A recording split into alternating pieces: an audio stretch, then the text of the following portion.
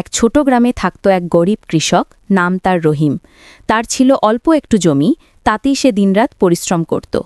সারা বছর চাষাবাদ করেও তার সংসার ঠিকমতো চলত না। কিন্তু রহিম ছিল খুব সৎ ও পরিশ্রমী মানুষ।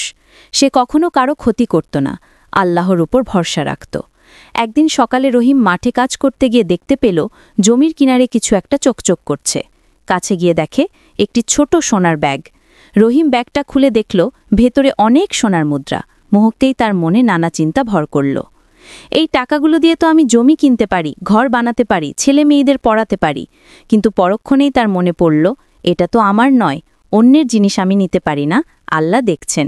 সে ব্যাগটি নিয়ে গ্রামের চেয়ারম্যানের কাছে গেল এবং বলল, চেয়ারম্যান সাহেব, আমি মাঠেই ব্যাগটা পেয়েছি।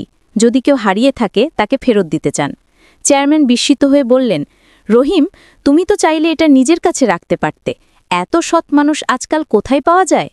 কয়েকদিন পর গ্রামের এক ধনী ব্যবসায়ী এসে বলল, সে তার সোনার ব্যাগটি হারিয়েছে। রহিম যাচাই করে দেখে সত্যিই তারই ব্যাগ। ব্যবসায়ী কেঁদে ফেলল আর রহিমকে বলল, তুমি সত্যিকারের আল্লাহ ভীরু মানুষ, এই ব্যাগের অর্ধেক তোমার পুরস্কার হিসেবে নাও। কিন্তু রহিম বলল, না ভাই, আমি যা হারাইনি তা আমার নয়, আমার পুরস্কার আল্লাহর কাছ থেকে চাই। ব্যবসায়ী অবাক হয়ে গেল। সে গ্রামে ঘোষণা দিল, রহিমের মতো সৎ কৃষকই সমাজের আসল গর্ব। পরে সে রহিমকে কিছু জমি উপহার দিল নিজের ইচ্ছায়।